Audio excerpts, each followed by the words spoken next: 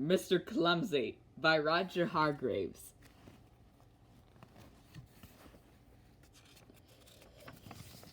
It was a rather nice morning. The sun was up, shining. In the trees where birds are up, singing. But in the rather scruffy house in the middle of the field, somebody wasn't up. Can you guess who that somebody might be? His alarm clock went off. Mr. Clumsy woke up and reached out an arm to switch off his alarm clock and knocked it onto the floor. Whoops, he said. That's the third alarm clock I've broken this week. Mr. Clumsy, as you might have guessed, was a rather clumsy fellow. He got out of bed and switched on the radio. The knob came off in his hand. Whoops, he said. That's the second radio I've broken this month. He went downstairs. The postman had been, and there was a letter waiting for Mr. Clumsy, lying on his doormat. He picked it up and went into the kitchen. First things first, he said, and took a slice of bread out of his bread tin and popped it in his toaster. Now, he thought, I wonder who this letter is from. He looked at the letter in his hand, but the letter wasn't in his hand. What's in his hand was a slice of bread. I don't understand it, he said. Where's the letter gone? Can you guess where the letter has gone? That's right. He put the letter in the toaster instead of the bread.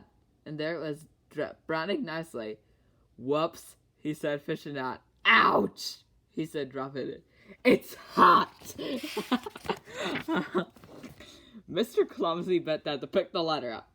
And in doing so he banged his forehead onto the kitchen table. And in doing so, he fell towards and got his head stuck in the bread bin. All of which is surprising, really. As we said, he's a rather clumsy fellow. In fact, he's a very clumsy fellow. Actually, he was the clumsiest person in the world.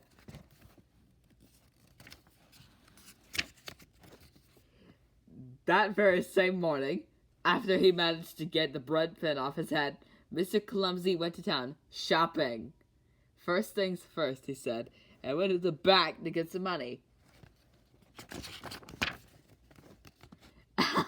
And somehow, while he was in a bank, Mr. Clumsy, while he's writing a check, managed to spill ink off of the bank manager. Whoops, said Mr. Clumsy. He went into Mr. Bacon's shop.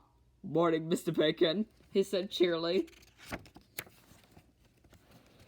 And then he somehow managed to trip over his shoelaces, and somehow managed to fall into the butcher shop window, and somehow managed to finish up a string of sausages around his neck. Whoops, he said. Mr. Clumsy's next call is the supermarket. Just inside the door there was a huge pyramid pile of cans of soup. Well, you might guess what happened though, can't you? Exclaimed Mr. Clumsy. Soup would be nice for supper. And he picked up a can. Not a can on top of the pile. Oh no, not Mr. Clumsy.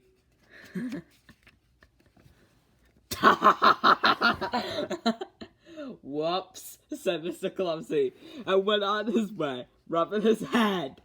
Egads, this is not actually a Clumsy book. He's twice as clumsy as Mr. Bump.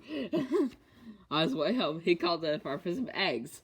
And somehow, while he was crossing the farmyard, he managed to trip up. And somehow, as he was falling, he managed to grab hold of the farmer. And somehow, they both managed to finish up the drip pond. Splash. Whoops, said Mr. Clumsy. Please, said the farmer as they sat together in the duck pond. In future, can I deliver the eggs to you? That's extraordinary kind of you, replied Mr. Clumsy. Don't mention it, muttered the farmer. Mr. Clumsy went home. First things first, he said, and for bad. But as he was stepping into his bath, the foot somehow managed to slip on the soap, and he somehow managed to turn a somersault, and somehow managed to land his head with the lighted basket. Whoop, said a muffled voice. Egads! How could he be so clumsy? Mr. Bump and, like, the others, it's little Miss Whoops, though, and Miss Calamity. That's crazy. Later, he went downstairs for supper. Soup from the supermarket, sausages for the butcher's, and eggs for the farm. Or rather, soup for the saucepan that had boiled over, sausages from the frying pan that had caught fire, and eggs, oh dear, very, very, very scrambled eggs. A normal Mr. Clumsy, said his supper. That was nice, he said, leaning back in his chair. Crash! Whoops, said Mr. Clumsy. I think I might go to bed. And he did. And that is the end of the story. Good night, Mr. Clumsy. Mr. Clumsy leaned over to turn off the bedside light and... oh dear. Whoops. No boy, that's Poop's cat. And my hairpiece is coming apart. And that's how I kill him, and that's just drowning it.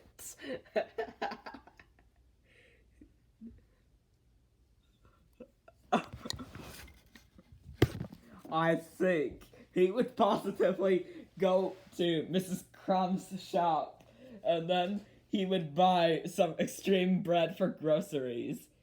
And technically, I haven't finished my Loud House drawing, and there is no Mr. Clumsy there. There's Mr. Bump there. And I'll go visit Mr. Noisy for supper. And I'll visit Richard Epcar, the voice for him.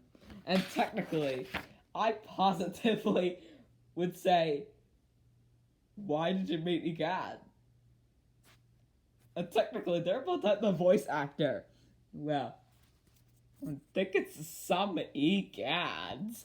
I'd like a piece of it. Oh no, I think I exploded at... Hey, you're supposed to spill them, not throw them. You